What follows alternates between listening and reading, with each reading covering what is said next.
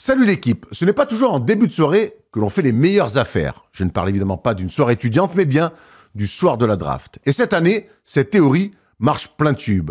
À ce jeu du scouting et un petit peu du hasard aussi, les Lakers semblent avoir tiré le bon numéro. Pourtant, un 17e choix de draft, c'est parfois aléatoire, mais ça peut aussi tomber du bon côté de la pièce, avec comme par exemple Dalton Connect. En revanche, un 17e choix de soirée étudiante, ça, c'est jamais un bon pic.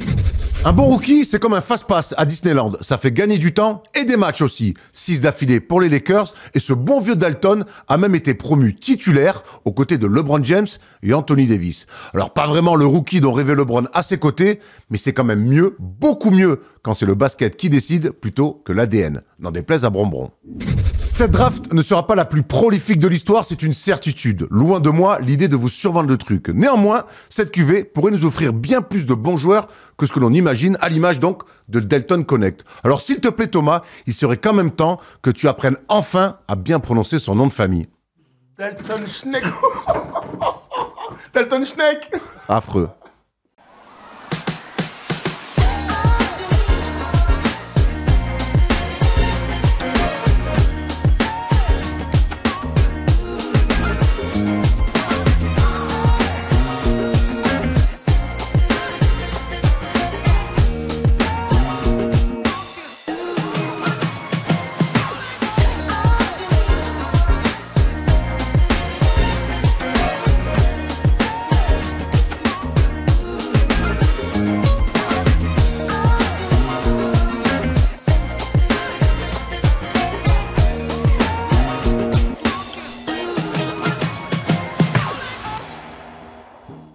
J'avais pas remarqué que dans ce générique, je mets un tir sur la gueule de Stephen Brun et je suis bien content. Salut l'équipe, on est jeudi et le jeudi c'est le First Day Show. Ravi de vous retrouver pour notre émission culte sur les réseaux First Team. Avec moi comme d'habitude, un Thomas pour le prix de 2 ou l'inverse, plutôt 2 Thomas pour le prix d'un. C'est mieux, ça va les garçons? T'as pas fait le marché toi, ça se sent tout de suite. Hein. Non, pas encore. Ça fait longtemps que j'ai pas fait le marché. Pas encore, non mais de côté commerçant. Ah oui, ça j'ai bah jamais non. fait. Chacun son métier. Eh ben écoute, ça va, je suis très en forme, je suis très content. Il neige aujourd'hui, donc c'est l'occasion de rentrer dans une belle période culinaire. Ouais, il y a un esprit de Noël un petit peu, Thomas Larouxis, non? Ouais, un petit peu, mais bon, moi j'ai sorti la veste de ski, en tout cas, je suis venu avec la grosse veste, bien capuchée, en métro, on prend pas de risque. On T'as prend bien pas raison. Aujourd'hui, risque de verglas peut-être. Donc, Tu vas te faire opérer avec ta grosse veste aussi, parce qu'on sait, c'est la première info de l'émission, Thomas Larouxis fallait de pas le Malakoff. dire pour les adversaires, maintenant il va être au ouais. courant. Putain, Ah, il est mauvais, ouais, comme ça. ouais, T'es le pas président manager. du club. Mais ils sont- C'est une taupe dans le club, lui. Ah ouais, C'est laisse peut-être tomber, lui, il donne la les taupe des infos comme Sixers, ça. peut-être, c'est lui aussi. Je finance. Genre en N3, les mecs qui sont là, J'ai reçu des messages sur Facebook. C'est vrai que maintenant, même en N3, C'est vrai. Oh non, on se faire passer pour les professionnels. Bref, allez, on y va. Quoi c'est la réalité. Messieurs, avant d'aller dans le sommaire de l'émission, quelques petites annonces comme d'habitude, rapides, parce qu'on voit que certains, ils aiment pas quand l'émission traîne un petit peu au début, donc on va essayer d'aller vite. Lundi, le Big Monday, comme d'habitude, vous le savez, le match, le NBA Classic Game, ça sera les 73 points de Luka face aux Hawks. Vous vous souvenez de ce match-là, les amis? Oui. Le récital Luka Doncic. Et en plus, ce qui est bien, c'est que ça commence du début, ça va jusqu'à la fin. En même temps, pour mettre 73, il faut quand même plutôt être bon sur tous les cartons. Et c'est ce que Luka avait plutôt bien fait face aux Atlanta Hawks. Un bon petit match de basket, Thomas, qu'on a pu commenter ensemble. Tout à fait, c'est l'occasion de repartir juste un an plus tôt et de voir que Luka avait une coupe dégueulasse ce jour-là, mais que c'est un super joueur de basket par contre. C'est vrai. T'as déjà mis 73 points avec un serre-tête, Thomas? Non, je crois pas. Dans les Minimes France, tout ça, j'ai dû envoyer du 35, 40, mais pas. Ouais, c'est la moitié de notre pas ami plus. quand même. Hein. Non, 73 c'est 73, impossible. c'est exceptionnel. impossible. Alors, franchement, si tu dis que 35-40 en Mini France, ça veut dire que si on va vérifier, c'est quoi, 25-28? Non, c'est dans ces eaux-là, t'inquiète pas. Il est chaud ton gars là. Ah, il y a un petit peu de jalousie, tu Ah, connais. bah, bien Vincent. sûr. Eh, on est là pour être jaloux. On est des jaloux. Mais non, Voilà, pas du tout, mais on est pas là du pour tout. kiffer la vie. Mais ça fait partie de la vie. Dimanche, en parlant de kiff, dimanche, interview sur la chaîne YouTube First Team, interview de l'amiral, pas David Robinson, mais l'autre amiral, Amarassi, l'ancien joueur de la vrai. entre autres de Monaco, qui est aujourd'hui directeur sportif donc du Paris Basketball et qui évidemment va revenir sur ce début de saison, sur même cette histoire incroyable du Paris Basketball, puisqu'on sait qu'Amara il est au club depuis longtemps, il est arrivé, le club est en Pro B, aujourd'hui le club est top 5 d'Euroleague. Et il était joueur surtout. Et il était Quand joueur, est arrivé. évidemment, Tout à il fait. a été joueur. On Donc reviendra voilà. sur sa longue carrière. On a des Et puis vu la NBA aussi, il y a On plein a de des trucs. milliards de Mais oui. choses à dire avec Amarassi. Notamment, il y a un sujet dont on n'a jamais parlé avec Amara et je le réserve pour dimanche. Donc, soyez bien avec nous dimanche midi, l'interview d'Amarassi, légende du championnat évidemment, mais maintenant dirigeant à succès. Enfin voilà, Amara, plein de choses à nous raconter. Messieurs, on vous rappelle aussi que les NBA Classic Games, on peut toujours les voir sur la chaîne YouTube. Hein. Ils restent en ligne, donc si vous voulez vous faire des kiffs, on en reparlera surtout pendant les vacances de Noël. Sommaire, les gars? Allez. Sommaire, les news, on a pas mal de choses à voir avec notamment le retour de l'équipe de France, avec les Nets qui sont très ouverts sur les trades, une fin de série pour les Cavs, mais c'est pas bien grave. Un débat, là pour le coup on va pas trop se marrer, même si on essaie de mettre un peu de bonne humeur, sur les Sixers. Est-ce qu'ils peuvent redresser la barre? On n'est pas trop convaincus autour de la table et sur le canapé. En même temps, les Sixers nous donnent beaucoup de grains à moudre et surtout beaucoup d'inquiétudes pour la suite. Une palette, là pour le coup, qui va nous redonner le sourire sur Peyton Pritchard, potentiel meilleur 6e homme de la Ligue. Il reviendra sur tout ce que fait ce petit garçon de bien sur un terrain et il en fait beaucoup et on finira par l'épreuve où j'en mets pas une dedans. C'est le quiz et le qui suis-je. Théo a gagné la semaine dernière. Théo a gagné la semaine dernière, oui. bravo à lui. Comme quoi comme quoi ceux qui viennent s'asseoir sur ce canapé peuvent aussi, je dis pas les invités parce qu'en fait c'est pas les invités, c'est la famille. Rectification, j'en ai 2. Voilà, je voulais juste Donc ça fait un en fait. Oh là là. Non. J'avais eu Larry Hughes aussi. C'est vrai, bravo. C'est C'est un mec qui m'a écrit sur Insta. Bravo, il m'a dit Tom, non, merci à lui. Merci à lui. Tom, tu peux changer le qui suit du coup parce que là c'était Larry Hughes Cette semaine. cette semaine. Allez, on attaque avec les news parce qu'on a envie de parler de nos bleus d'abord.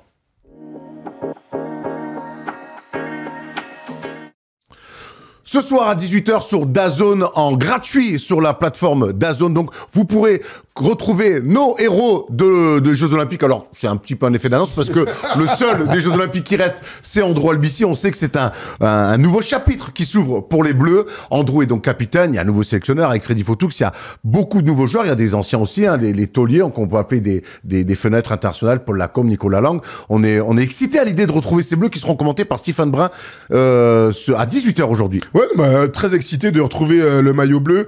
C'est toujours un moment un petit peu spécial, ces fenêtres internationales. Bien sûr, il n'y a pas les joueurs NBA. Là, il n'y aura pas les joueurs Euroleague, on les verra en février, mais c'est toujours un événement quand l'équipe de France joue. Et ça tombe bien, elle joue à Poitiers ce dimanche aussi. Donc moi, je suis curieux, bien sûr, de voir Nolan Traoré, de voir Noah Essang, pour ne citer que les plus jeunes dans tout ça. C'est des nouveaux visages qui devraient s'installer au fur et à mesure sur les grandes compétitions qui vont arriver. Thomas, je suis un peu dur avec toi, j'aime bien te taquiner, mais on rappelle que toi, tu as fait partie d'une liste assez élargie de joueurs de l'équipe de France à l'époque de Vincent Collet. Parlons un petit peu donc de ton envie de retrouver cette équipe de France, de les revoir un petit peu après les Jeux, avec justement un nouveau chapitre, un nouveau sélectionneur. Bah, c'est sûr qu'il y a une nouvelle génération qui arrive, hein, il l'a dit, avec les Nolan Traoré, tous ces jeunes qui intègrent cette équipe. Et voilà, on a envie de voir comment ils se débrouillent en équipe de France dans un autre contexte. Après, il va falloir être indulgent parce qu'ils n'ont jamais joué ensemble, donc ça sera peut-être... Collectivement, ça va être peut-être un peu compliqué sur les débuts. Après, c'est Chypre en face. Donc, ça devrait se dérouler plutôt bien, normalement. 2 matchs cette semaine, un jeudi et un dimanche. Tout ça, les 2 matchs donc sur DAZN à ne pas rater. C'est en gratuit sur l'application. Messieurs, petit quiz avant de commencer. Citez-moi 4 joueurs de l'équipe de Chypre.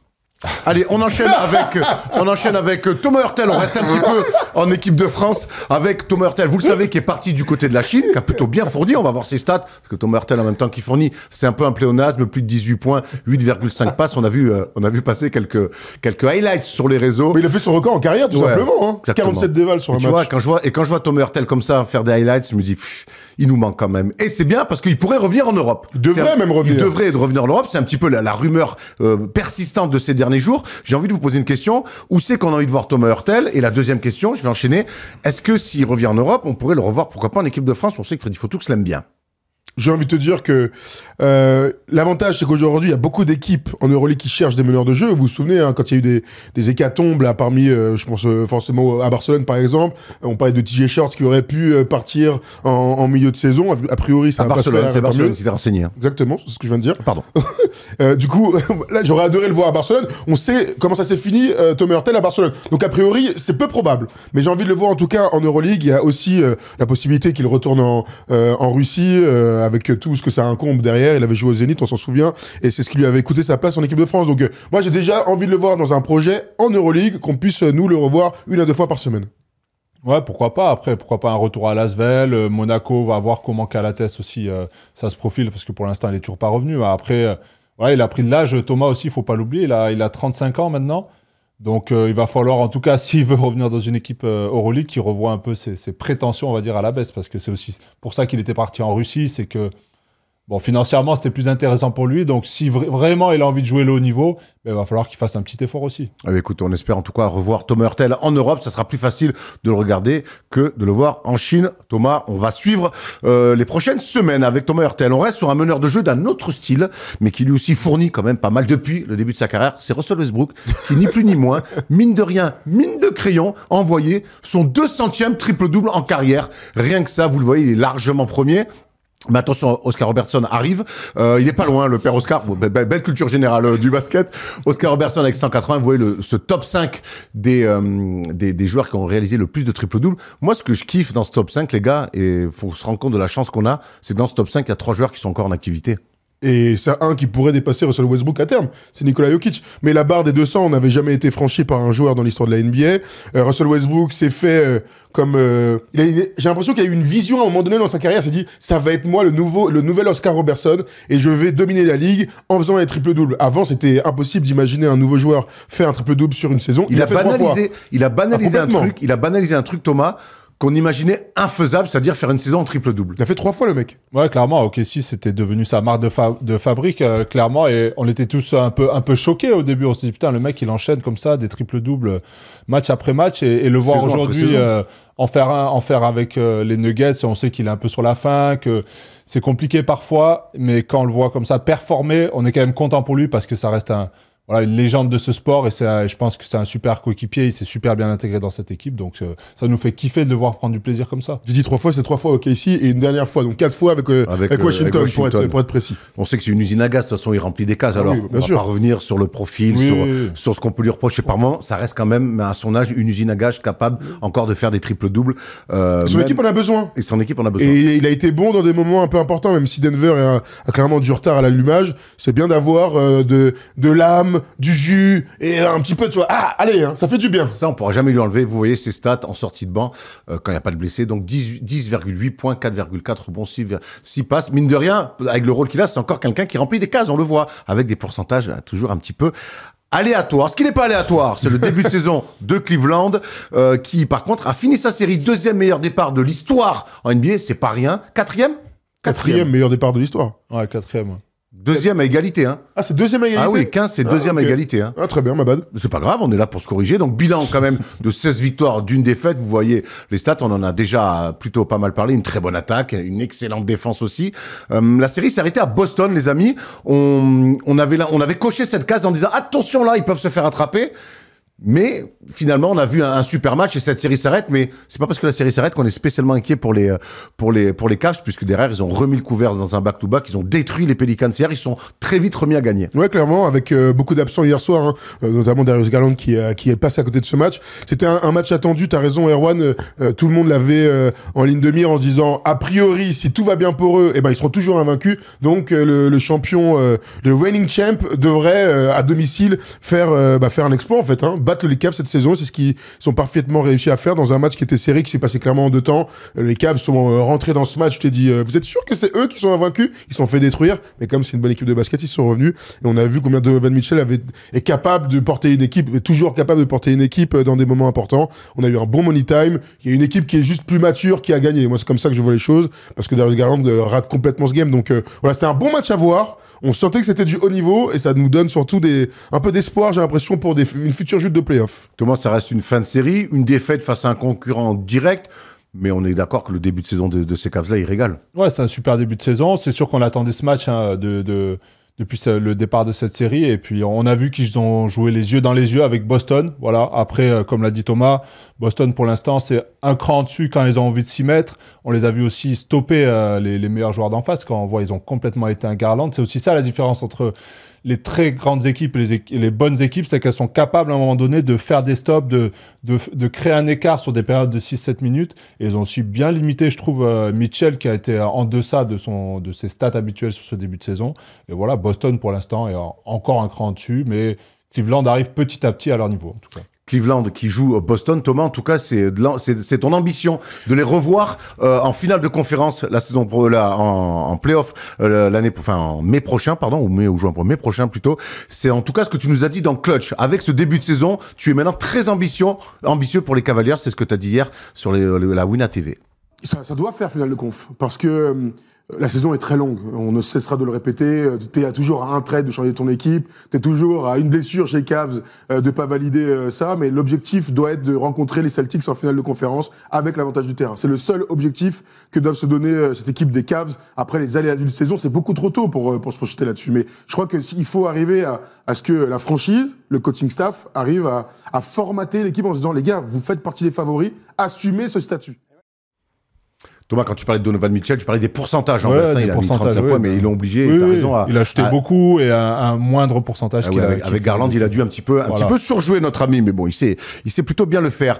Les gars, on croyait que c'était pas encore les soldes, sauf à Brooklyn. À Brooklyn, c'est les soldes. Black Friday de fou. Tout le monde est disponible. À commencer par Cam Thomas. C'est l'info qui est sortie chez The Athletics. Cam Thomas n'a pas réussi à s'entendre sur une prolongation avec les Nets.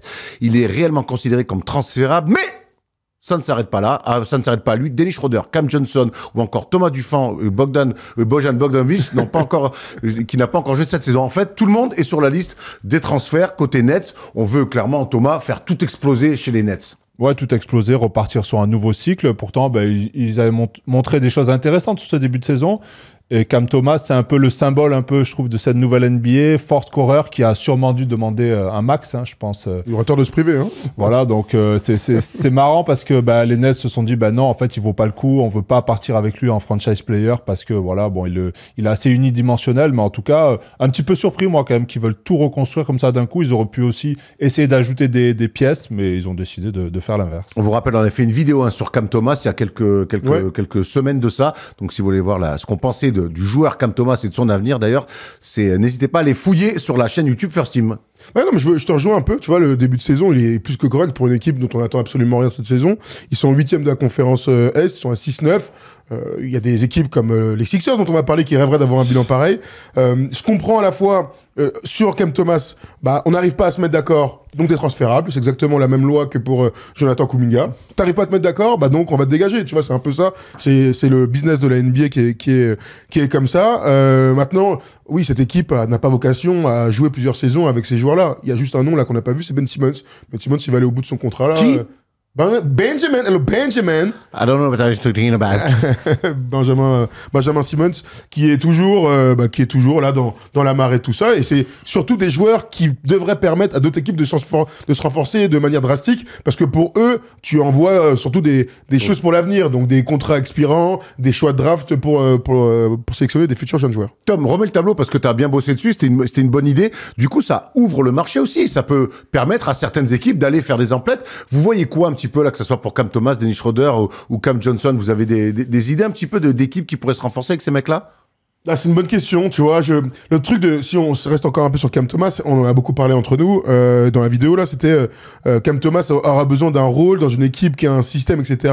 On l'imagine en sortie de banc dans une équipe très ambitieuse. Lui, j'imagine qu'il en est pas encore là dans sa carrière. Lui, il a envie d'être titulaire, il a envie d'envoyer un maximum en gagnant des matchs. Donc, à voir si l'équipe va prendre le risque de le prendre lui pour le faire jouer dans ce rôle-là. Les autres, on les connaît. De toute façon, Dennis Schroeder, c'est un joueur magnifique, mais j'ai l'impression que c'est pas un titulaire d'une équipe ambitieuse. Par contre, c'est un sixième homme incroyable à qui tu peux donner tes responsabilités. On se souvient avec OKC, il a aux côtés de Chris Paul et de Shai, il avait été très bon. Lakers, il a été très bon aussi quand ils vont en finale de conf. C'est sûr que Cam Thomas aujourd'hui, je le vois pas aller dans une équipe qui joue le titre parce qu'il pourrait faire tout péter parce que il est vraiment. Parce qu'il aime trop la gonfle. Voilà, il aime trop la gonfle, il est là que pour scorer. Et, comme tu l'as dit, Schroeder, sur des Phoenix Suns, après peut-être un retour aux Lakers, ça serait toujours intéressant. Et Schroeder, il serait intéressant dans beaucoup de teams, mais Cam Thomas, c'est vraiment le joueur qui pourrait aller dans n'importe quelle équipe ailier. Cam Johnson, tu veux dire Cam Johnson, assez sobre, on va dire, qui met dedans externe, qui défend correctement. Donc lui, pour le coup, il fitterait avec beaucoup d'équipes à NBA. Quand on parle de Cam Thomas, je me dis, est-ce que Tom Servino ne serait pas le Cam Thomas de la First Team un peu? On va respecter quand même les joueurs de NBA. Merci, Erwan. Allez, on a fait le tour des news et maintenant on va se plonger dans le gros dossier là. Je sais même pas si on va réussir à esquisser un peu de sourire parce que c'est très grave ce qui se passe chez les Sixers. On va dans le débat autour des Sixers, très inquiétant.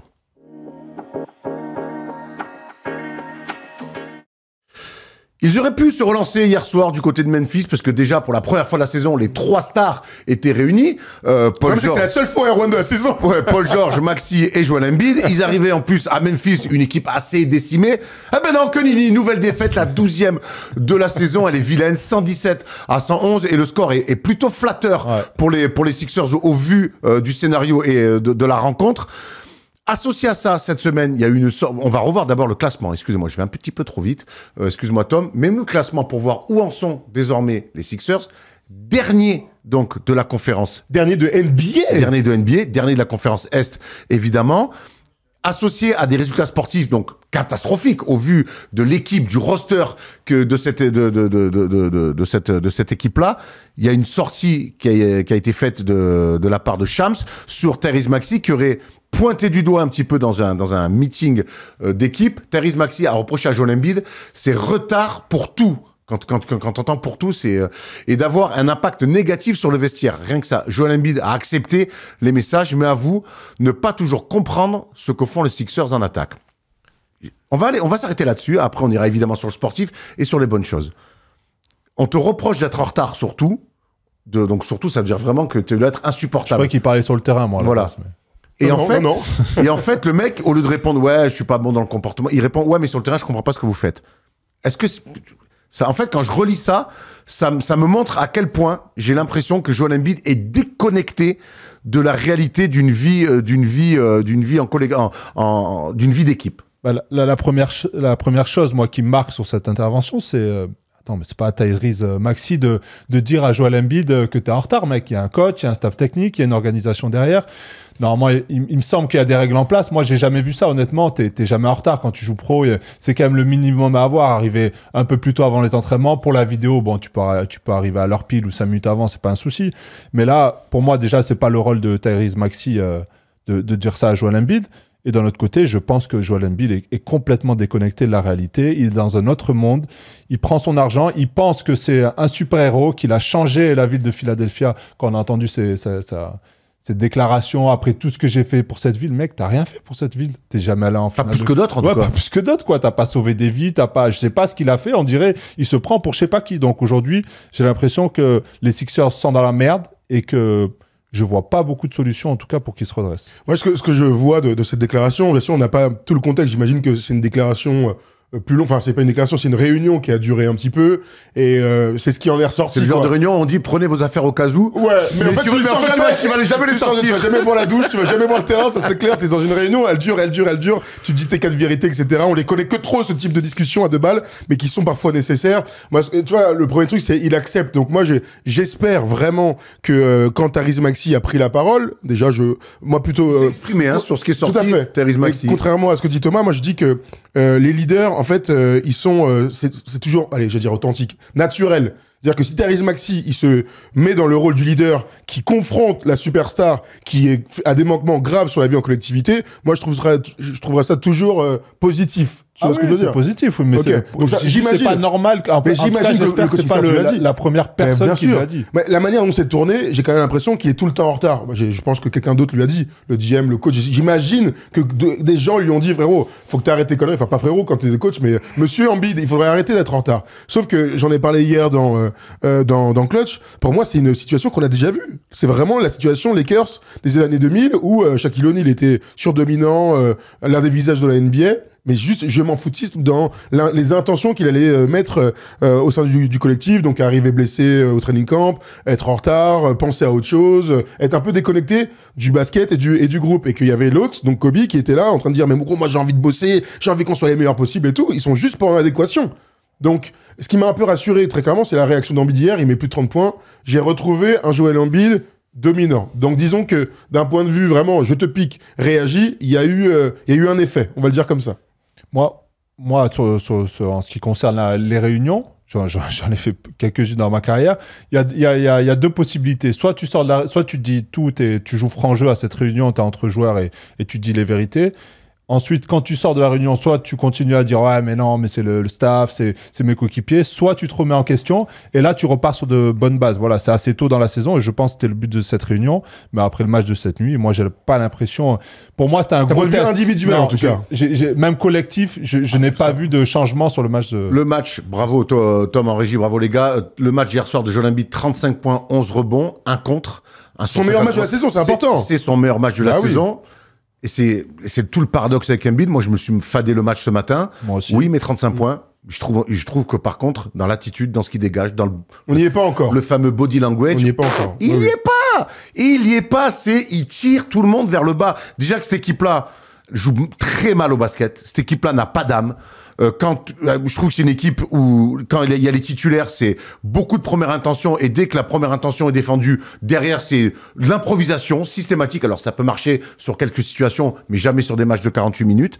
Je trouve que cette équipe-là, ce qu'il est censé amener, lui, les stats, on les a vus, mais qu'il est censé aussi amener un peu de stabilité et de justesse, il l'a pas amené du tout. Regarde quand même, je vous invite à aller voir le roster des Sixers, regardez, c'est aujourd'hui 30e attaque NBA, 30e à la passe, 30e au pourcentage et 29e au pourcentage à 3 points. Oh, c'est une équipe où il y a Paul George, Tyrese Maxey, Joel Embiid, Eric Gordon, Kelly Oubre. Non, mais ça, on peut tous les faire. Drummond.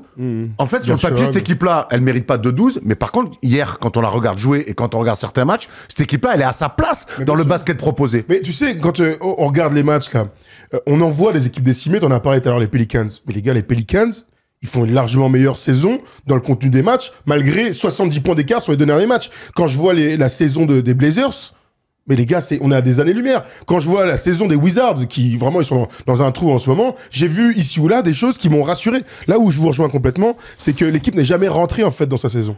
Ils sont arrivés avec beaucoup d'ambition. Daryl Morey a fait venir Paul George pour 212 millions. Ils ont restructuré l'effectif de manière très intéressante. On a tous dit, hein, super intersaison. Ils ont laissé partir Tobias Harris. En fait, Tobias Harris, il était juste là dans le bateau. Il pouvait rien faire vu que visiblement le bateau et c'est un gros paquebot et il n'y a pas un gros capitaine qui a les épaules pour pouvoir tenir le gouvernail. Donc, moi, je suis très déçu par ce début de saison parce qu'en fait, même si t'as des blessés, et ils ont eu des blessés sans aucun doute, t'as le droit de bien jouer au basket. T'as le droit d'avoir des ingrédients du très haut niveau, de courage, la défense, avoir un système qui marche, etc. Bah ouais, j'ai envie de pointer un mec. Et c'est un mec qui visiblement n'est pas sur la sellette, c'est Nick Nurse, qui nous avait régalé l'année dernière et qui, dans ce début de saison, n'a rien proposé. Coach champion NBA, on le rappelle. On l'adore. On a fait un name dropping du roster, mais on peut rajouter que cette équipe-là a un coach champion NBA avec les Raptors, on s'en souvient. Un truc qui m'a sauté aux yeux hier soir, on en parlait, Tom, on va prendre cette déclat de Nick Nurse. J'essaie simplement de répéter les choses que l'on peut améliorer. Offensivement, faire plus tourner la balle, respecter les consignes, redonner confiance aux joueurs sur leur adresse pour qu'ils montent en puissance. Merci Nick Nurse d'être passé, on va beaucoup s'en servir de cette déclat. Ce qu'on voit hier, c'est que, et c'est symptomatique d'une équipe qui va mal, c'est que le 5 majeur, je trouve, joue mal au basket. Et que dès que ils ouvrent le banc, je trouve qu'on essaye déjà d'être dans ce que vient de dire Nick Nurse, des systèmes, on essaie d'être un petit peu plus discipliné, de faire 3 passes sur une attaque. Comment c'est possible que le banc essaye de mieux jouer au basket et que ce 5 majeur-là joue complètement de manière décousue? C'est très compliqué. Je l'ai regardé aussi le match ce matin avec Joel Embiid, c'est qu'il met aucune énergie. Dès qu'il y a une perte de balle ou un tir raté, il baisse la tête. On le voit, il baisse les épaules, il prend son temps pour se replier. Et tout ça, en fait, ça influe sur tes coéquipiers. Au bout d'un moment, je pense que les mecs se disent, putain, on en a ras le cul, quoi. Le mec, il en branle pas une. On essaie de se crever le cul pour... On nous fait de Bayonne, en fait, quoi. pour gagner des... Non, mais c'est vrai. Quand t'es comme ça dans un collectif et que ta superstar n'est pas du tout impliqué, n'a pas envie, ne monte pas d'envie. Moi, il perdrait des matchs. Mais cette nuit, je le verrais aller au charbon, Embiid, encourager ses coéquipiers, mettre de l'énergie. Je me dirais, OK, allez, ils vont travailler, ils vont aller sur la bonne voie. Aujourd'hui, je vois Maxey qui a envie, je vois McCain qui a envie, Kelly Oubre aussi qui met de l'énergie, Gershon qui fait un super match hier. On va arriver sur les Drummond. Il y a des bonnes nouvelles, voilà. Donc on va les mettre. En tout cas, je vois plein de joueurs qui ont envie en tout cas autour, mais il y en a un qui bloque tout, et on parlera sûrement après de Paul George. Mais tu sais ce qui est fou, c'est que là, dans le début de saison, il y a 2 équipes là qui nous ont déçus, c'était Milwaukee et Philadelphie. Milwaukee, avec la série de défaites, Doc Rivers, on les a détruits, on avait bien fait. Parce qu'on est très inquiet pour le futur de Milwaukee et de Giannis à Milwaukee. Et on le mettait à côté avec Philadelphie, où on était vachement plus indulgents. On disait, mais attends, ils ont beaucoup de blessés, c'est normal, etc. Sauf qu'il y a une équipe qui s'y est mise à un moment donné. Je dis pas que les Bucks sont devenus une bête d'équipe, mais au moins, je vois une intensité, je vois Brook Lopez qui élève le niveau. Bref, tu vois, je vois des mecs qui disaient, ah, gros, on en a marre, on va quand même se mettre à jouer un petit peu. Hier, ils gagnent contre les Bulls, ils sont meilleurs, il n'y a rien à dire.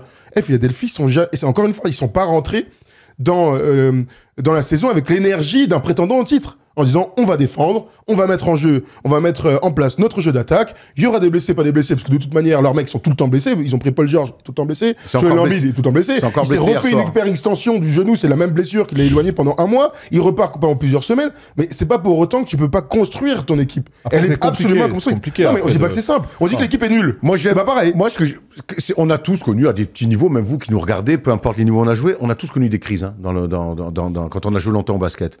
Il y a un moment donné, quand il y a des crises, il y a un truc qui est bien, c'est qu'il y a un leader, souvent, qui sonne la révolte par de l'attitude. La grande différence entre Milwaukee et les Sixers, c'est que c'est la différence entre Giannis Antetokounmpo et Joel Embiid. C'est qu'à un moment donné, Giannis, c'était il y a 3 semaines, ça va à peine un peu mieux, c'était le néant total. Vraiment, avec Doc Rivers et Darvin Ham sur le banc, il perdait des matchs catastrophiques. Et l'autre, à un moment donné, il a dit, bon, je vais sonner la révolte. Et on l'a vu par les stats. C'était la semaine dernière, c'est vrai, hein. Oui. C'est pas la 3 semaines, c'était la semaine dernière. On l'a vu par les stats, mais on l'a surtout vu par l'attitude. Bah oui. Le visage, fermé, concentré, faire mal à l'adversaire. Hier, Joel Embiid, il fait 35 et 11, c'est très bien. Mais moi, je vois pas un mec révolté. Je ne sens pas un mec révolté. Et ce qui est sûr, c'est que l'attitude de Giannis, pour moi, elle a été contagieuse aux Bucks. Ça se voit, ça sent. Tout n'est pas parfait. Mais au moins, il y a une volonté d'essayer de combattre un petit peu la spirale négative. Aux Sixers, hier, t'es à Memphis. C'est bien de pouvoir se relancer à Memphis.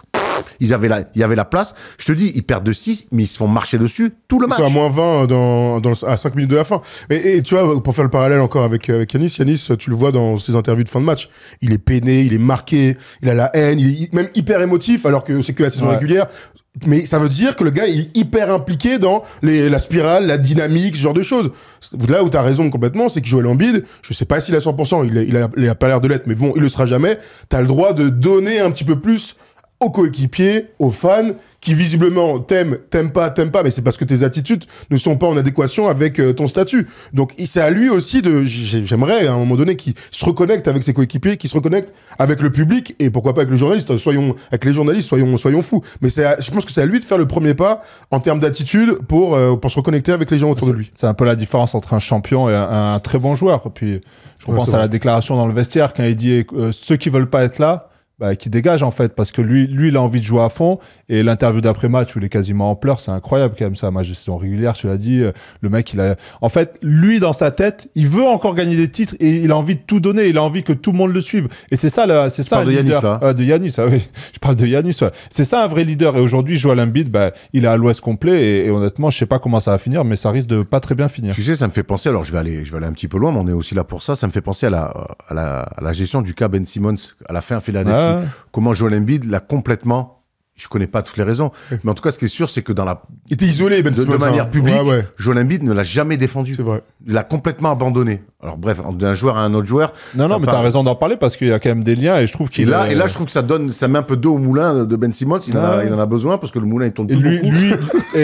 Et lui maintenant est dans cette situation. Clairement, il est un peu dans la situation de Ben Simmons à l'époque, c'est-à-dire qu'on le sent un peu esselé dans ce groupe, dans cette ville, et on va voir comment ça va finir. Est-ce qu'on peut reprendre la déclaration de Tyrese Maxey, parce qu'elle est passée, on l'a pas prise, elle est intéressante pour le coup, parce que c'était juste après le fait qu'il prenne la parole. Je voulais prendre la parole et j'ai ressenti le besoin de le faire. On vaut mieux que ce qu'on a montré sur le terrain. Beaucoup de choses ont été dites. Maintenant, on doit trouver un moyen de passer à la suite de la saison. Tout le monde ressent de la détresse. C'est intéressant parce que c'est la suite de notre débat. C'est la suite, les gars. Il y a des bonnes choses. Quand même, mine de rien, dans ce marasme, parce qu'on pèse le mot, c'est le marasme des Sixers, il y a des bonnes choses. Il y a un rookie, Jared McCain, qui régale, qui met des puntos. Même si j'ai du mal à croire qu'un deuxième rookie qui va scorer va changer les choses, il n'empêche que il met 20 points encore hier, là. Il m'empêche que c'est une très belle éclaircie dans ce début de saison très compliqué de la part des Sixers, plus de 15 points, des bons pourcentages et puis une envie de jouer, ce qui aux Sixers est un vrai point positif. Et évidemment, il y a Gershon qui met encore 17 hier, 19 hier, et qui met dedans, donc qui est en train de s'installer, qui est en train de montrer que c'est un bon joueur NBA. Mais j'ai l'impression que ces deux éclaircies-là, on pourrait peut-être, dites-nous dans les commentaires, en sortir une autre, c'est des joueurs individuels qui sont en train de montrer que c'est des joueurs NBA. Ils sont pas au même moment de leur carrière, mais c'est des choses individuelles à sortir. Mais collectivement, qu'est-ce qu'il y a à sortir de bon de cette équipe-là et comment on voit la suite? Je vais revenir sur le point de tout à l'heure, Nick Nurse. Nick Nurse, coach qu'on a beaucoup, coach qui nous a fait kiffer dans les premiers mois de l'année dernière, où il a installé un jeu qu'on n'imaginait même pas sur Brett Brown ou sur Doc Rivers, ses prédécesseurs. Nick Nurse, il est en train de complètement rater son début de saison. Donc tout à l'heure, on a parlé des blessures et tout, mais dans les ingrédients dont je parlais, Nick Nurse, il est complètement à côté de la plaque. Et hier, ça s'est vérifié par des trucs super simples. Comment vous expliquer que Gershon Yabusele hier, il a 19 points en 3 quarts temps, à 5 sur 6 à 3 points, que ça se passe plutôt bien quand il est sur le terrain, qui joue combien de quatrième quart? 0 minutes. Quand est-ce qu'il va mettre Gershon dans le 5 à la place de Caleb Martin? J'adore Caleb Martin, c'est un vrai bon joueur. Non, faut pas l'adorer. Non, mais moi je l'aime beaucoup. C'est un gars que j'aime beaucoup. Enfin, là sous le maillot de Philadelphie, moi je l'aime pas beaucoup. Peut-être, mais moi il me faut un peu plus de temps pour changer de vent. Tu vois ce que je veux dire? Ça fait 3 semaines il est là et ça se passe pas bien. Ils l'ont mis poste titulaire. Ok, Corto Maltese, le marin. Oui, tout à fait, très bien. M'arrêtez pour ça, merci. Alors que je sais plus ce que je voulais dire. Non, il est temps maintenant que Gershon intègre le 5 majeur, qui joue avec un vrai poste 4, qui met dedans. Caleb Martin a des qualités en attaque et en défense, mais il est clairement pas bien luné aujourd'hui. Donc je crois que Nick Nurse a les clés encore un petit peu du camion et doit changer ses line-up pour essayer d'avoir des meilleurs ratings en fonction des mecs qui sont sur le terrain. Si on reprend la déclate tout à l'heure, il dit, ça me fait marrer qu'un coach, après un training camp, après 1 mois et demi de compète, quasiment 2 mois, il lâche oui, j'essaie de faire en sorte qu'on soit discipliné, qu'on récite les systèmes, qu'on se passe la balle. Mais en fait, et il y a toujours ce truc il y a les coachs qui doivent imposer la manière de jouer, mais ils ont la limite de pas être sur le terrain. En fait, du coup, Thomas, à qui la faute? On a l'impression que c'est la faute à tout le monde, mais la faute à personne. Et c'est ce qui rend souvent les problèmes insolubles, de pas réussir à mettre le doigt sur un problème, parce que tu sais, le fameux on dans les vestiaires. On se passe pas la balle. Mais en fait, il y a jamais 10 mecs qui se passent pas la balle. Qui pointe les gens du doigt, mais en fait, c'est comme ça. Et j'ai l'impression qu'aujourd'hui, aux Sixers, alors oui, on est tombé sur Embiid, à juste titre, c'est lui le leader, c'est le gros salaire, c'est lui le MVP. Mais il n'empêche que c'est pas que lui le problème. Et j'ai l'impression aussi et les autres problèmes, on n'arrive pas trop à mettre le doigt dessus. Bien sûr qu'il a sa part de responsabilité depuis le début de saison. Après, c'est toujours un petit peu le problème en NBA, c'est que les joueurs stars ont tellement de pouvoir, ont tellement d'influence sur l'avenir des coachs que parfois, ils ont un peu peur de leur rentrer dedans, de leur dire des vérités. Mais aujourd'hui, Nick Nurse, il faut qu'il prenne dans un bureau Joel Embiid, pas la bagarre, hein, mais... Je ne souhaite pas, hein. Qu'il a besoin d'une infirmière, c'est ce que je veux dire. Ça fait pas très professionnel, ça fait pas... Bravo au chapeau. Ça marche. Chapeau, bravo. Et il ferait mieux de faire vidéo à lui. Et je me demande justement, c'est toujours ma curiosité, j'aimerais bien, après, je sais pas si Gershon nous le dirait, mais est-ce qu'il y a des vidéos comme ça individuelles? Et est-ce que Nick Nurse se prend à part un peu un build, lui dit écoute, voilà, ça je veux. J'espère quand même, non? Mais je sais même pas en fait. Ça je veux pas le voir, cette attitude-là. Après, il faut que tu sois plus comme ça. On sait que chaque joueur NBA, nous on le voit quand on va, on a la chance d'aller voir des matchs NBA qu'on est accrédité, on est au bord du terrain. Moi je peux dire que chaque joueur, ils ont un coach perso avec un Mac et ils font de la vidéo les 2 heures avant les matchs. Et parfois pendant les matchs, on a des images comme ça. Moi je les connais les vidéos, la vidéo pour dire la vérité, pas pour un peu. Là c'est pas ouf. Non, gros, là c'est catastrophique. Il faut que tu te replies, pas que tu baisses la tête quand on rate un panier. Et aujourd'hui, Nick Nurse, après, pour sa défense, le pauvre... Non, il n'y a pas de le pauvre. Attends, il arrive dans une équipe super effectif et tout. Paul George fait un an qu'il est là. Joel Embiid out. Ça revient pas. Paul George, il revient. Il est dramatique. Va dire ça à toutes les équipes qui jouent sans leur star, les Grizzlies. Et c'est vrai les Grizzlies, il est où, Ja Morant? C'est vrai que hier, j'arrête. Hier, il y a une C'est vrai que hier, il y a 2 différence, équipes avec beaucoup de blessés. Et les Grizzlies, je peux te dire qu'ils n'ont pas joué au La dernière fois qu'ils ont joué au complet, il y avait Zach Randolph et Mike Conley dans le roster avec Marc Gasol. Eux, ça fait et pourtant, eux, ça tanque pas. Ça gagne des matchs. Ils inventent des joueurs, ça se passe la balle, ils dégagent un truc. Ils sont à des années-lumière de ça, les Sixers. La question que j'ai envie de me poser maintenant, c'est qu'on est parti pour potentiellement, depuis que les Sixers ont retrouvé les playoffs, potentiellement la pire saison de Joel Embiid depuis qu'il est chez les Sixers. Est-ce qu'on peut imaginer Embiid faire une nouvelle saison décevante du côté des Sixers et rester là-bas? C'est un peu tôt pour le dire, c'est une bonne question et c'est tout l'enjeu de tout ça. Hein. C'est est-ce que le manque de résultats clair, parce que s'ils continuent comme ça, ils vont même pas aller au play. Est-ce que ça peut déclencher, clairement Armageddon. Hein, Armageddon, c'est Joel Embiid dit j'en ai marre de cette ville, j'en ai marre de cette franchise, je veux partir.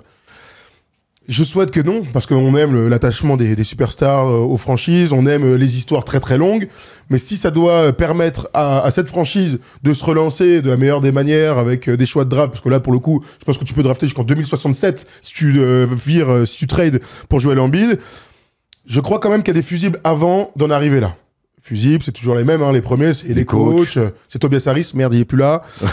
C'est Paul George à l'infirmerie, ça, il va y rester. Ils sont dans la merde, Erwan. Voilà ce que tu veux. Ils sont dans la mouise, gros. Ils sont dans la mouise. On a un petit, un petit visuel pour voir le roster et les potentiels fusibles. Tu dis qu'il y a d'autres fusibles avant. Bon, oui, il y a le coach, évidemment, c'est toujours plus facile. Derrière, il n'y a pas 68 fusibles. Je les vois pas lâcher Therese Maxey, jamais de la vie. Oh bah non, j'espère pas. Donc derrière, les fusibles, gros, il y en a pas non plus. Et quelle valeur il a aujourd'hui, Joel Embiid, honnêtement? Quand même, non. Quand même, quand je vois ce que je vois et physiquement, mentalement, ce qu'il est en train de faire là depuis les playoffs, là cette année, on l'a vu au JO aussi, ce qu'il fait sur ce début de saison. Moi, je donnerais pas énormément. En tout cas, je ferais pas un all-in pour Joel Embiid si j'étais une équipe. Moi, je ferais. Ça dépend qui je suis, mais je pense quand même que si je suis les Brooklyn Nets, je fais clairement all-in sur Joel Embiid. Faut pas déconner non plus, les mecs. Il y a des équipes qui seraient capables de faire all-in sur Zion Williamson. Là, on peut en discuter. Joel Embiid, je fais all-in tous les jours. Faut pas déconner, oh. On est où là? Attends, qu'est-ce qu'il raconte ton gars là? Non, moi je suis partagé entre vous deux. Vraiment. Quoi partager? Non, que tu te poses la question. L'état dans lequel il est? Tu te poses la question, est-ce que c'est une bonne idée? Je suis désolé. Il a joué 4 matchs. Au bout d'une minute, je vais vous dire, les gars, c'est un MVP il y a 2 ans, c'est une superstar. Et surtout, n'oubliez pas la confiance qu'ont les gens en eux-mêmes. C'est-à-dire, moi, je serai la personne qui va le faire jouer, Vous connaissez ce truc-là, c'est comme dans toutes les mauvaises relations toxiques. Moi, je vais être la personne qui va faire à ce mec, là, ce barman, d'arrêter de ken des meufs. Ouais, bien sûr, t'as raison. Ouais, il va arrêter, le mec. Ouais, ça, c'est des exemples. On les a connus, les copines. Oui. Non, mais avec moi, il va arrêter. Ouais, parti. Bien sûr, t'as raison, il a tout arrêté, d'accord. Il a doublé son body count, en 2 ans. Jeudi 22h30, shooter les filles. Alors, les examens, c'est bien passé. Donc, je pense à 2h, je vous emmène au Carmel. Je pense toujours qu'il y aura une franchise qui dira, moi, je peux le faire. Et la franchise qui réussira à le faire va gagner le jackpot total. Mais si t'as des infos, hein, parce que si t'as des infos en disant, oh, mais en fait, c'est un véritable. Il est ingérable s'il y a vraiment. Ouais, Alors t'as raison, il y a tout le temps ce mec qui veut tenter un coup, et les GM aussi fonctionnent à ça. Le GM qui va réussir, je sais pas, là on spécule, hein, mais le GM qui réussira à faire venir Joel Embiid chez lui, par exemple les Nets, mais en tout cas pendant 6 mois, on va lui dire bravo, t'es un coup de champion. Ouais, après, mais regarde, ces dernières années, il s'est passé tellement de trucs. Russell Westbrook, il a quand même réussi à trouver des points de chute. Kyrie Irving a eu des soucis, il a trouvé un point de chute. Ben Simmons, il a trouvé un point de chute. James Harden, il a trouvé un point de chute. Mais à quel prix? C'est ça, moi, la question. T'as vu tous les mecs que je viens de citer? Aujourd'hui, Joel Embiid, il a une valeur. Et ça reste un tiers 1 joueur, donc faut pas non plus déconner. De toute façon, merci. Il y a moins d'un an, il y a un an pile poil, il était en train de détruire la ligue. Souvenez-vous, il mettait 40 points par match, il jouait pas les 4e quart-temps. Oui, c'est sûr que si les Nuggets se demandent s'ils doivent trade pour Joel Embiid, j'espère qu'ils vont dire. On va pas tout l'enlever à notre camère préférée. On peut imaginer un départ de Joel Embiid en cours de saison ou alors les Sixers vont aller au bout de cette saison-là avec Embiid et faire un point. Non, ils vont quand même pousser comme tu l'as dit, c'est un ancien MVP. Ça reste un joueur monstrueux quand il est en forme, quand il est bien luné. Et ils vont tout faire en tout cas pour rectifier la barre et essayer en tout cas de sauver cette saison qui est mal embarquée. Mais moi, je les vois pas en tout cas sur cette saison essayer de bouger les choses. Thomas, comment tu vois la suite? Non, la même chose. On verra, c'est beaucoup trop tôt. Je pense que dans l'idée, je vois Giannis partir avant Joel Embiid, si tu veux faire un petit comparatif, vu qu'on est dans la conférence Est. Écoute, en tout cas, on verra bien ce qui va se passer. Moi, je trouve que, oui, il y a Joel Embiid, mais que cette équipe-là n'a pas d'âme, n'a pas de révolte. Je sais pas qui va incarner la révolte. On a vu Tyrese Maxey parler à Joel Embiid dans les vestiaires, ce qui est, je te rejoins, un bon signe. Mais est-ce qu'aujourd'hui, au moment dans sa carrière, Tyrese Maxey doit endosser ce rôle-là? J'en suis pas persuadé. Ça veut pas dire qu'il a pas eu raison de le faire. Mais est-ce que entre assurer sur le terrain, prendre le lead de l'équipe et gérer Joel Embiid, je pense que Tyrese Maxey, ça fait beaucoup de choses à gérer pour lui. Moi, je trouve que je vois pas de ressort. Je vois pas de ressort aujourd'hui chez les Sixers pour s'en sortir, sachant qu'on le rappelle et on l'a dit tout à l'heure vite fait. Mais Paul George s'est de nouveau blessé hier soir côté de Memphis. Parce que je rappelle aussi que Paul George, dans 3 ans, peut être l'un des pires contrats de toute la NBA. Pas parce qu'il a pas de talent, pas parce que c'est un bête de joueur et tout, parce que le gars ne peut pas jouer de match. Et que dans 3 ans, il sera à 50 millions à saison pour un mec qui a 14,9 points. Et il a joué des matchs cette saison. Pour l'instant, il est catastrophique. On aime Polo, mais tu pues la mouise pour l'instant. Hier, son début de match avant qu'il se blesse, il est dans le dur. C'est qui? C'est un joueur lambda en fait. Ouais, à un moment donné, il se fait éteindre off-ball par Jack LaRavia. J'ai fait comment, merde. Ouais, mais Jack LaRavia, il régale. Hein. Ouais, d'accord, mais merde. Il a un super resto de pâtes à New York en plus, le mec. Italien dans le blague. C'est vrai? Non, pas du tout. Ah bon, d'accord, très bien. Peut-être celui où on est allé là, tu sais, in Manhattan. Oh la vache, fantastique. Hein. belle patte. Ah, belle patte. Belle patte. Les cotes Winamax, les Sixers qui participent au playoff 1,25, qui vont en finale NBA, cote à 10. Attends, c'est encore très très haut en fait. Ouais, c'est encore très haut. Bah, après, on peut aussi spéculer. Au-delà d'un transfert de Joel Embiid, Erwan, dis-moi, ils finissent où? Ils sont dans le play-in, ils sont en playoff en fin de saison? Tu sais, on va pas se mentir. Hein. Là, le temps passe, on va rentrer au mois de décembre.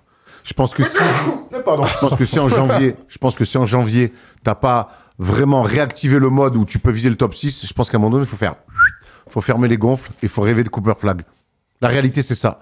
Là, tu vas pas ramer avec des superstars à essayer de te convaincre de certaines choses. Toi, tu parles de garder l'effectif, quitte à tanker, et mettre les gars au repos, les soigner et tenter le coup. Pour moi, Joel Embiid, tu ne peux pas le trader en cours de saison. Ça serait vraiment un tremblement de terre incroyable. Et je pense que Daryl Morey se mettrait lui-même en danger sur son poste. C'est comme ça aussi qu'il faut penser. Bien sûr. C'est la politique. Hein.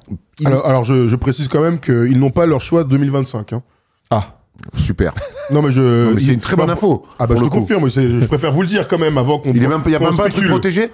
Non, ils ont que en même temps, gros, tu fais Paul George, ils ont fait James Harden et tout.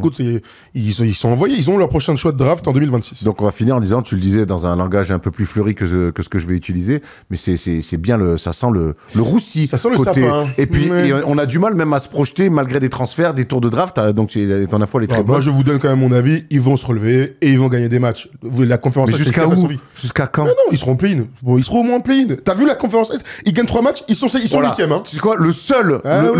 La seule raison d'être positif, c'est que la conférence Est est dramatique et finalement, tu gagnes 3 matchs, tu peux te remettre. Et qu'ils ont des bons joueurs. Mec, moi je te dis, il n'y a pas un mec qui sonne la révolte. Ouais, je sais, mais bon, la saison est longue, ils sont à 2 12. Il reste que 68 matchs. Dites-nous si vous voyez. D'ailleurs, on n'avait pas des commentaires. Pardon, Tom.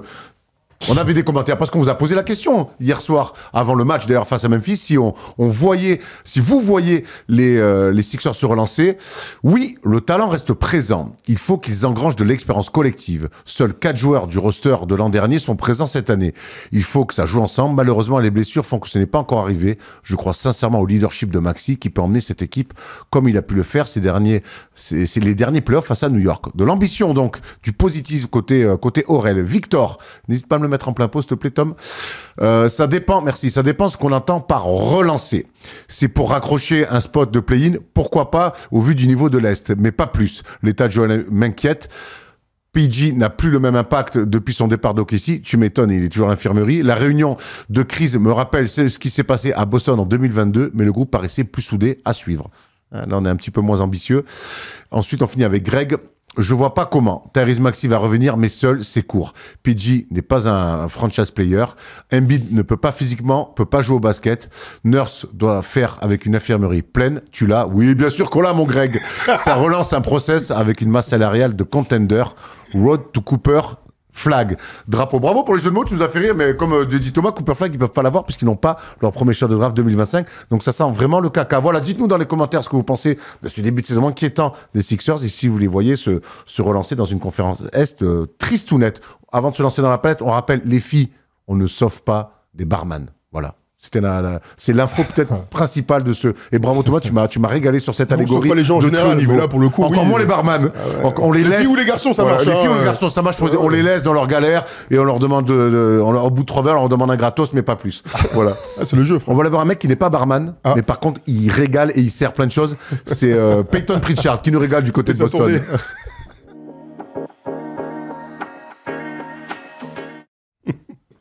Drafté en 2020, en 26e position, sorti de la fac d'Oregon, avec un physique banal, on a presque envie de dire. Peyton Pritchard est un très très bon basketteur et cette année, il régale avec 15,3 points, 2,5 rebonds, 2,8 assists en sortie de banc. Il est même clairement, Thomas, dans la course pour être meilleur 6e homme de l'année et on est très content. C'est les basketteurs qu'on aime, ça. Peyton Pritchard est un joueur fabuleux, clairement. Et tous ceux qui ont vu ses highlights avec des joueurs normaux lors de l'été ont compris ce qui nous différenciait, nous, des joueurs professionnels et ce qui différenciait d'ailleurs Peyton Pritchard à Thomas Larocchi, c'est-à-dire un énorme écart, le Grand Canyon. Allez, on y va tout de suite dans cette palette dans laquelle on va pouvoir se régaler tout de suite. Je rigole, Thomas, t'es quand même un mec de membre de l'équipe de France A'. C'est vrai, c'est vrai. Non, voilà. mais il était dans la liste, hein, c'est une liste quoi, de Non, mais 25. ça, 32 dans 32. le projet. Vincent m'a appelé et Liste tout. de 32, C'est ça qui- hein. Attends, Ça, c'est la liste du 15 de France, ça. hein. Petite anecdote. Ah, bah, c'est ça qui m'a comparé quand il m'a dit. Enfin, je t'avais raconté vite fait, je croyais que c'était un Attention, canular. c'est enregistré, gros. Ouais, ouais. Je croyais que c'était un canular au début quand il m'appelle. Il m'appelle comme ça, je suis à Cholet. Oui, bonjour, c'est Vincent Collet. Il me dit. Hein? Je dis oui, Vincent, ça. Donc après, je comprends que c'est vraiment lui. Donc. Arrête ma couille, tu fais une blague, tu sais. Et du coup, voilà, on veut t'intégrer dans le projet, un groupe élargi de 32, tout ça. Voilà, je trouve que tu as vraiment un profil intéressant, un peu à la Laurent Forest, il me dit. Non, Lolo, la famille. J'étais Ah, flatté là, parce que tu moi, peux, tu sais hein. que c'est un de mes joueurs préférés. Normal. Back in the day. On a commencé dans le Donc, même club avec Lolo voilà, Forest. donc, Ah oui.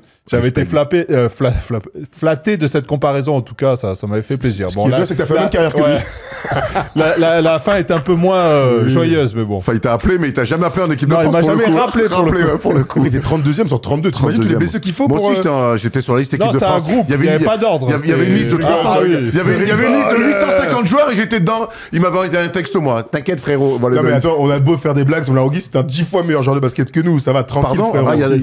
on a besoin vraiment de le dire. Je Il y pense a que- débat là-dessus. Je pense que c'est bien de le dire de temps Thomas en temps. Larokis nous détruit. Voilà. Là où Factory, il y a même pas. C'est même Très bien. Allez, même dans nos meilleurs jours, on a du mal. Je finis les matchs, en tout cas. C'est tout ce que je peux ça dire. c'est vrai. Alors j'ai une bonne nouvelle. J'ai une bonne nouvelle, c'est qu'on fait une palette. Allez, on y va tout de oui, suite. c'est Peyton vrai. Pritchard. En Tu palette. payes sa tournée. Allez Peyton. Let's go brother. On y va tout de suite. Peyton Pritchard, shooter.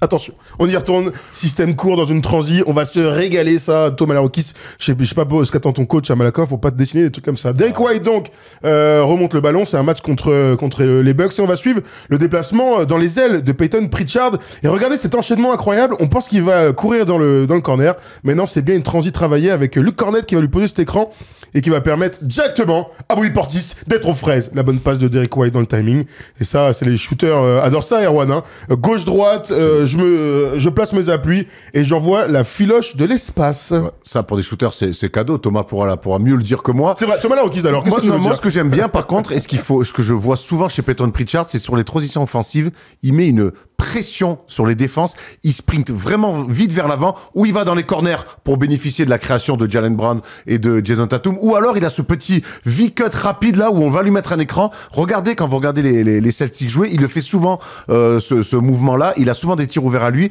C'est un mec qui se projette énormément en transition offensive. On sait que le repli NBA parfois est assez tendancieux, et il en profite énormément, et je trouve ça intéressant, cette manière qu'il a d'appuyer sur les défenses et sur les mauvais replis. Avec ou sans la balle. Avec ou sans la balle. C'est important. Deuxième action, tu pourras réagir, Toms, là-dessus. On y va tout de suite. Là, on est au TD Garden, toujours face à cette belle défense des Bucks. Et on va voir le jeu à deux avec les stars, puisqu'on l'a dit, hein, c'est un joueur de banc. Donc, notre ami Jason Tatum va faire ce petit système là avec Peyton Pritchard. On va suivre le premier, c'est Xavier Tillmans qui descend, ou alors Ford. Oh, j'ai un doute, c'est Tillmans. J'avais un doute. On regarde déjà le bon spacing de cette équipe, et souvent, Jason Tatum passe de on-ball à off-ball en posant ses écrans avec donc notre ami Peyton Pritchard. C'est un meneur de jeu, scoreur oui, mais capable de faire de bonnes passes décisives. Le bon déplacement entre les deux, la défense est aux fraises dans ces cas-là. C'est pas un short route, c'est une petite passe lobée comme ça pour Jason Tatum qui joue le rôle de grand. Et surtout, c'est une équipe qui punit absolument tous ces demi-espaces, comme on pourrait dire dans le foot. Le petit T-jeu comme ça. Le bon jeu à deux, et surtout un mec qui est au service de ses stars, Thomas Larokis, en parlant de Peyton Pritchard.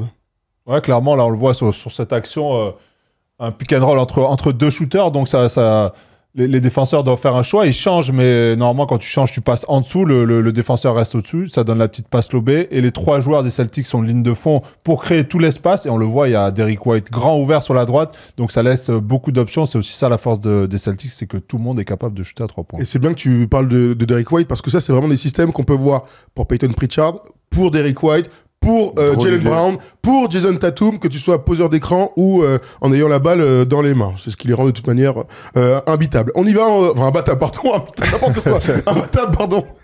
On y va sur une de ses spécialités. Il y a quelques joueurs comme ça en NBA, quand ils remontent la balle, tu sais que ça peut faire des trucs fous pour clôturer des cartons ou clôturer des matchs.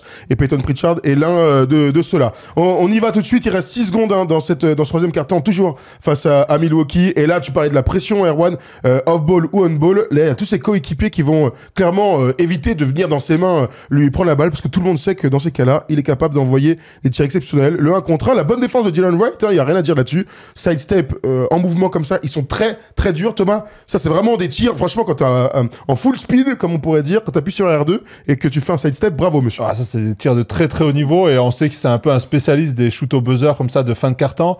Et là, courir à fond, éviter les défenseurs, rajouter un sidestep en plus sur la droite.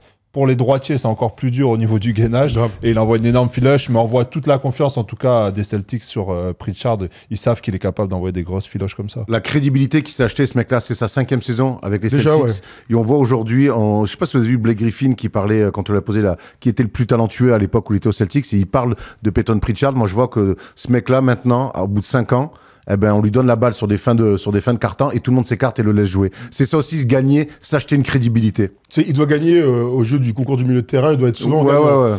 C'est un vrai talentueux. Hein. Ah, mais c'est un énorme talentueux, ça c'est clair. Et tu sais, tout à l'heure, je pensais aux joueurs à qui tu laisses la balle et dans les derniers moments pour qu'ils marquent un panier du milieu de terrain et tout. Clairement, il fait partie des meilleurs. Le meilleur, c'est Steph Curry, évidemment. Mais Jordan Poole a été capable de changer des matchs. Je pense aussi à Austin Reeves. Tu vois, c'est les premiers mecs qui me viennent comme ça. Si vous en avez d'autres, n'hésitez pas à y penser et vous allez me dire après la dernière palette. Luka, il est pas mal aussi sur les tirs comme ça. Luka est capable. Après, il court pas. Quand il a envie, il a de moins en moins envie. Mais bon, bref, c'est un autre débat. Dernière, parce que c'est bien le basket en attaque, mais c'est aussi bien le basket en défense. Et Pritchard, avec son petit physique, eh ben, il est capable de nous surprendre en défendant très très fort, comme sur cette action. On va se la refaire ensemble. Peyton Pritchard, donc tout terrain comme ça, qui défend sur le meneur des Bucks. Bon, les pas latéraux sont ok, mais on aime bien l'idée que quand tu es plus petit, mais plus vif, eh ben, tu mettes la pression comme ça sur les attaquants adverses. Petit jeu de Léo qui s'est régalé au montage de cette palette. Oui, chien méchant, chien de garde, attention. Et là, Peyton Pritchard. Et là, c'est les interceptions, disons-le, qui foutent la haine quand on est en attaque et ton meneur de jeu, en général de l'équipe de France, c'est notre spécialité à un moment donné, se fait prendre la balle comme ça dans les mains. Mais on aime surtout l'état d'esprit, Erwan, sur ce type d'action. Toujours pas, les cannes. Après, c'est pas un surathlète. Et donc, en fait, il fait tout ce qu'il fait, il le fait bien. Il va pas s'inventer de vie. Il maîtrise, il a quand même une palette très large. Et puis défensivement, il s'y met. Il a des cannes, il va gagner des ballons. Si ce mec-là, aujourd'hui, il joue 28 minutes par match chez l'équipe championne en titre, c'est que quelque part, il a gagné son temps de jeu petit à petit. C'est son plus gros temps de jeu depuis qu'il est en NBA. Il fait qu'augmenter. Moi, je dis encore une fois, il met des paniers, certes, mais on en a vu des mecs en attaque qui étaient bons, mais qui voulaient pas défendre cacahuète. Lui, il défend aussi. Rappelons, hein, les Celtics sont la meilleure équipe de la ligue. C'est les champions en titre. Si ce mec-là, il est 6e homme de cette équipe-là, c'est qu'il défend aussi et il le montre. Ouais, je suis plutôt d'accord avec toi. Et tu sais, l'année dernière, en début de saison, on disait que c'était le meilleur 5 de la NBA. Mais on se posait la question du banc à un moment donné. On a beaucoup parlé de ça. Alors Ford est sorti du banc, il a été bon aussi en titulaire. Mais quand tu vois Luke Cornet, tu vois Peyton Pritchard, tous ces mecs, tu vois Walsh, qu'on découvre là avec du temps de jeu, ils ont quand même cette faculté à inventer des joueurs. C'est en général ce qu'on dit des bons coachs et des très bonnes équipes d'inventer des joueurs. Voilà Peyton Pritchard. Dites-nous d'ailleurs, hein, si vous pensez que c'est le meilleur 6e homme de l'année. Moi, c'est mon favori, mais bon, j'invente rien en disant ça. Dans la belle lignée de John Havlicek, mais bon. Oh bon. John Havlicek, on lui souhaite. Hein. Comme Thomas Hawkins avec Laurent Forest, on lui souhaite. On lui souhaite. En tout cas, on te le souhaite. Hein. Non, bah, en tout cas, ça fait plaisir. Pritchard, tu l'as dit, qui est là depuis le début à Boston depuis 5 ans. Et on a souvent entendu les joueurs dire « Ouais, il est exceptionnel, c'est un super shooter. » Mais il n'avait pas tant de temps de jeu que ça. Et là, depuis la saison dernière, j'ai l'impression qu'il s'est vraiment installé dans le collectif. Et cette année, bah, il fait kiffer en sortie de banc. Tu l'as dit, là, il est intelligent en défense. Il voit que là, c'est le meneur rookie de Milwaukee qui monte la balle. Il lui met la pression d'entrée. Il a lu qu'il voulait aller dans le corner pour donner la balle à Giannis. Il anticipe la passe, interception. Voilà, c'est aussi l'intelligence de jeu. Et il se donne à fond quand il est sur le terrain. Il joue toujours à 200%. Pritchard. C'est lui qui a mis 70 points cet été dans le Ligue 1.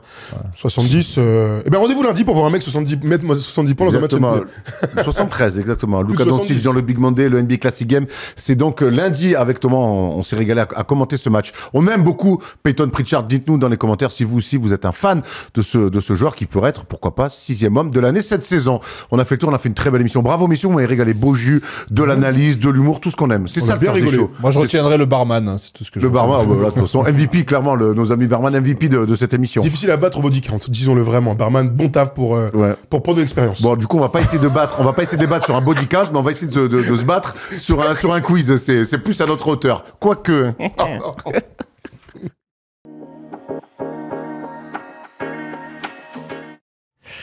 Allez, qui dit fin d'émission, dit quiz. Est-ce que vous êtes chaud, les gars? Ça me fait penser à un mauvais concert, là, tu sais. Ouais. Ça va, les gars? Je voulais changer un peu, ça a pas pris. Non, mais là, c'est un peu dur. Chaud, les gars. On est contents de Vous êtes en forme? Ouais, on est un peu de bourre. Prêt pour le quiz? Allez. J'ai un super quiz aujourd'hui qui va se régaler. T'es prêt? La tronche que t'as, mec. Qu'est-ce que t'as fait hier soir, en fait? Hier, je me suis occupé de ma femme à la maison. Oh, tu dis ça à haute voix, il est sérieux. Alors, attends, déjà, il y a plusieurs infos. Il est Donc, marié, le mec, déjà, t'es marié, Oui. tu vis avec. Et puis tu mens.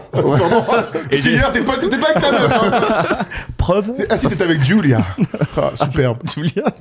C'est C'était le juste le nom du restaurant. resto, C'était le restaurant. Arrête de me faire paniquer comme ça. On part c'est sur moyen, le... là, hein. J'ai fait une énumération, ça faisait longtemps, les gars. Allez. D'Aaron Fox a mis 60 points Oh non. cette saison. Il l'a Ah, fait, de regarder. il l'a fait une fois dans sa carrière. Moi, j'aimerais que vous me donniez les 10 joueurs qui ont fait 60 points, au minimum, au moins 2 fois en carrière. Et c'est Thomas Larocquis qui commence. Quel chien. Dans toute l'histoire de la NBA, pas actuelle. Hein. Bah, c'est Toute l'histoire de la NBA, D'accord. évidemment. Tu commences, c'est mieux de Ouais, commencer. J'aurais pu. Ça va aller. Il va envoyer ça le chien si je lui dis commence.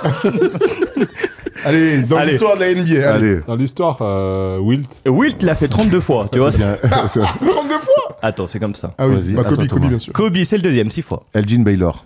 Elgin Baylor, bien sûr, l'a fait 3 fois. C'est pas si simple, hein, parce qu'après, 60. Ils sont combien 10 Ils sont 10, vous en avez donné 3. Ah ouais, Allez, ils il sont reste que- des vrais gars Oui, ok. Vas-y, des stars. qui allez. mettent des points, quoi. Booker, je sentais. Devin Oui, Booker oui, l'a oui. fait 2 fois, bien Oui, sûr. bien joué. Bon, Jordan, j'imagine. Jordan, merci. Oh, putain. Bah, je vois 2 Ouais. matchs déjà. Hein. Thompson David- Thompson. Non, David- David Thompson, ouais. David Thompson, non. Oh Il a fait 71 une fois. Shit, one. Ça se joue entre vous deux. Qui a. Non, lui, il va pas. Il reste un gars qui l'a fait 5 fois. Ouais. Et après, 3 gars qui l'ont fait 2 fois. Putain, j'ai un gars là, mais. Allez. Yanis. Yanis, non. c'est- Ah, pas mal. Bon, j'ai gagné du coup. Vas-y. James Harden, Luka Doncic. Ah oui, Arden Oui. Doncic, bon. Et un troisième récent Putain, encore. j'avais eu un Luka, Joel en Embiid, plus, Joel Embiid. vraiment, Lillard. Non. Lillard. Joel, non Lillard, il est Lillard. déjà numéro Putain, 3, il l'a j'avais fait 5 Luka. fois, Lillard. Ouais, Il a- Lillard, ok. Et Bah, le dernier, c'était dur, c'est Karl Anthony Towns qui l'a déjà Eh fait ouais. 2 fois. Eh ben ouais. En même temps, il a fait il y a pas longtemps. Non, c'était pas. Non. C'était il y a pas Ouais. longtemps. Et Avec, voilà. avec les Wolves. Voilà. Ok. Voilà le petit Donovan échange. Mitchell, non, il a fait 70, 11, mais il a pas 71. fait 60. Non. Ok. Voilà les gars, le petit échauffement, on peut aller sur le qui suis-je tranquillement. Allez, Erwan, s'il te plaît, mon grand. Allez. Je suis né le 13 juin 1980. J'ai donc 44 ans et j'ai disparu des parquets NBA en 2011. Oula. Mais, commençons par le commencement. Courte carrière, hein. Vache. Il a fait un training camp, le mec. Et pas cadeau. Non, Adolescent, j'étais considéré comme l'un des meilleurs joueurs en Alabama. Et j'étais en concurrence avec Gerald Wallace pour être le meilleur joueur de l'État. Contrairement à lui, je n'ai pas fait ma fac là-bas. J'ai joué dans une toute petite fac, au Meridian Community College. Oh, vache. Wow. Et j'y reste un an. C'est en France, ça, non C'est à C'est Languedoc. privé à côté là. J'y reste un an, j'en sors en 2000. Et il faudra attendre 2007 pour me voir en NBA. Après m'être présenté à la draft 2001, sans jamais être appelé, je vais jouer en Ligue mineure. En tout, je jouerai dans 12 équipes. Je jouerai même avec les Harlem Globetrotters. Oh, c'est qui ça? Oh putain, attends. Je fais partie du groupe très fermé des 14 joueurs à avoir joué avec les Harlem Globetrotters avant de jouer en NBA. J'ai galéré, mais j'ai finalement trouvé une porte d'entrée en 2007. Je participe à un camp avec les Raptors et j'impressionne le coaching staff. Je suis un athlète, fort défenseur. Jamario Moon. Jamario Moon, ça part ici. Bravo Thomas. Vainqueur du concours de dunk en 2007. Bravo. Tu sais qu'ils avaient après. hein, C'est j'avais- comme moi aussi, je pense à Bravo, bravo, Tom. c'est que ce bâtard, en fait, il a vraiment, quand tu dis les Harlem Oui, Globetrotters. il avait vraiment. en fait, Il je- l'avait, ouais. J'avais un Il mec avait- qui était passé. C'est parce que. Oh, Ouais. Jamario Moon, il était Jamario revenu Moon. et tout. Bravo, Thomas Bon, Larocquis, est-ce hein. est-ce que maintenant, Bravo. vu que t'as trouvé John Maroon, tu peux nous montrer ta lune ou pas